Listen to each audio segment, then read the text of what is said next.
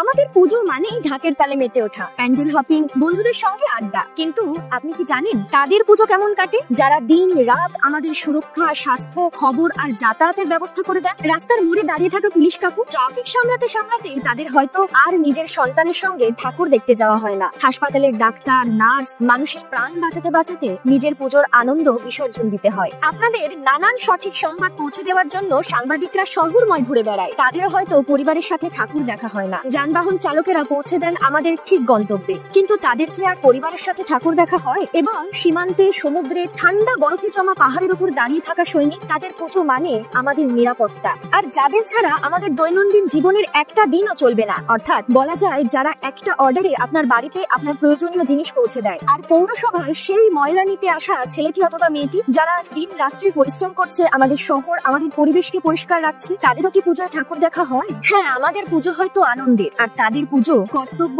ত্যাগ আর সেবার। তাই আমাদের সকলের তরফ থেকে তাদের জানাই শারদীয়ার প্রীতি ও শুভেচ্ছা। তারা সবাই ভালো থাকবেন, এটাই আমাদের আশা।